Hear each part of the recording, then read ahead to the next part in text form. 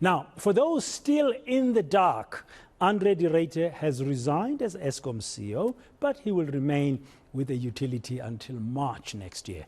This will be to ensure a smooth handover to the incoming CEO. The embattled Utilities Board held a briefing earlier today highlighting the measures put in place to resolve the ongoing struggle to keep the lights on. Attending that briefing was my colleague, fellow anchor and reporter here at eNCA, Heidi Giokos. She's now back. She's with me in studio. Good afternoon, Heidi.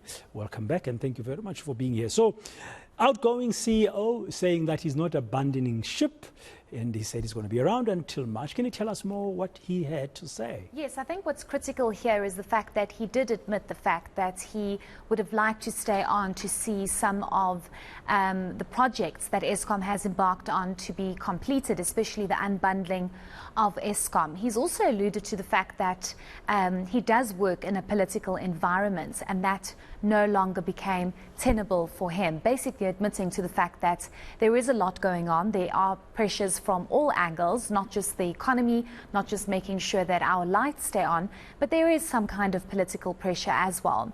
He has thanked South Africans for supporting him, those that did support him. He's also thanked the employees at Eskom, and he's also said that it has not been easy, and he doesn't want South Africans to think that he's abandoning the ship, meaning Eskom, but the time has come for him to rather go and do something else. He didn't really indicate what he's going to do, but I think after being in such a hot seat for some time, you might just want to stay at home and experience just under load shedding. 3 years, yeah? He started Yes. in December 2019. Yes. Yes, but let's maybe listen to what Andre de Ruyter had to say to South Africans today.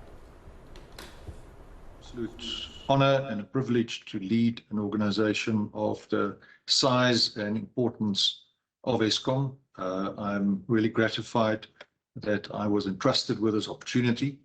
I'm obviously disappointed that I could not achieve all of the objectives that I had set myself.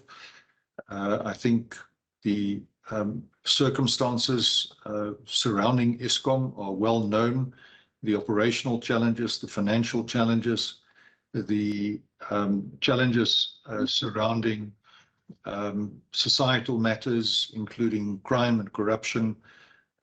Given recent media reports, I'm unfortunately currently in a position where I do not regard that position as being tenable, and I have accordingly decided to step back, afford the shareholder and the board the opportunity to appoint a candidate to the position of Group Chief Executive who may be better suited, may be better equipped for the strategic and operational objectives at hand. And I have therefore decided to step back.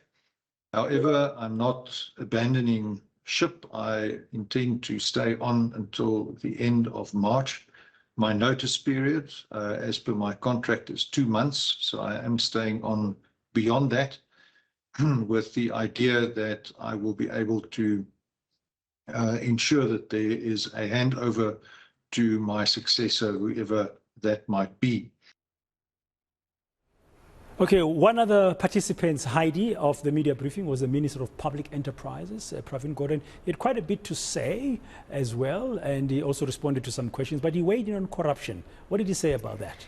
Yes, I think what's critical here is the fact that when he thanked Andre de Ruyter for his service, and also thanked his family for allowing Andre de Ruyter to be part of Eskom for just under 3 years, especially after some of those threats that came about linked to Andre de Ruyter. He then went on and spoke about how now is the time for workers to stand up against corruption.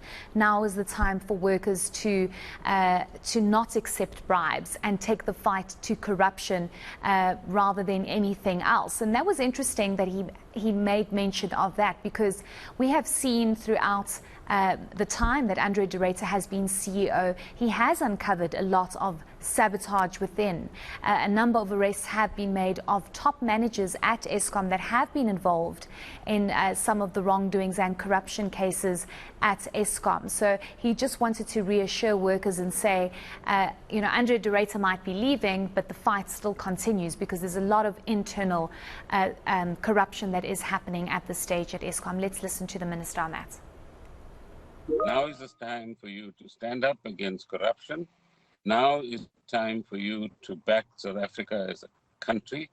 Now is the time for us to recognize that we work for the 60 million people in South Africa, not just for ourselves and not just for our pockets.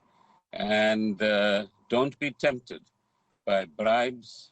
Don't be tempted by the handouts that people are willing to offer in order that they, in fact, get a lot more into their bank accounts than you ever will. So the honest people within Eskom need to now stand up and take the fight to the corrupt in whatever way possible, so that Eskom once again does return to its pride of place within the South African SOEs.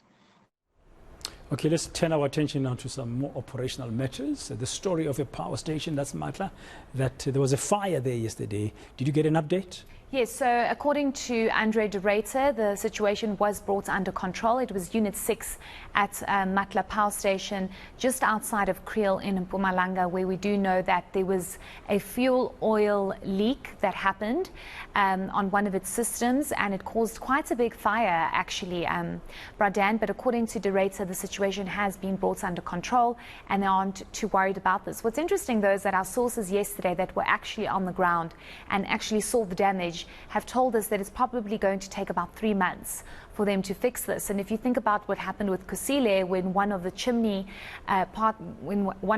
parts literally detached, that still has not been fixed, and that possibly could mean that this is what is exacerbating our load shedding. Before we listen to what Andre de Ruyter had to say, the forecast moving into December, there are many fears that the country could even move to stage 6 or stage 8 load shedding, given the diesel constraints, given what we have been seeing happening over the past couple of weeks and months when it comes to the rolling blackouts.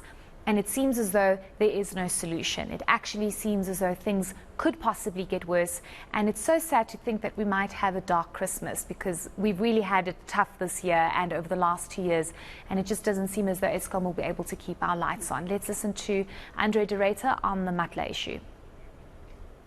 Okay, unfortunately that part is not ready for us this hour. But you've summarized exactly what he had to say about it, that it's under control, and we have to wait and see. As you were talking there, Heidi, I was thinking you can change the CEO, but you will not stop load shedding. Exactly. Until and unless you really address the basic issues, as many analysts have told us here on eNCA. It's not about a person who's at the head of it. Whoever is going to take the job after March from Andre de Ruyter will not be able to stop load shedding until and unless that day will come when they do the right things. Yes, exactly. And I actually posed that question to the Minister of Public Enterprises today. And I think what I must also highlight is the fact that there was nobody physically present today at that briefing. Everything was done virtually. I don't understand why the media was invited to a briefing if it was going to be virtual, when the CEO was in his office, and we understand that the board chair was also in the building. Anyway, that doesn't matter now. But the minister indicating that it's true that in the last 13 years, we've had 13 CEOs at Eskom. So one CEO every year, literally, on average. Yes. How can you run such a huge... It's a monopoly. It's an electricity monopoly. That's what Eskom is, as a single power utility, as we know, with those 3 arms: generation, transmission, and distribution, which is now being unbundled. One CEO per year, that just tells you there's a leadership crisis there as well. It needs some stability.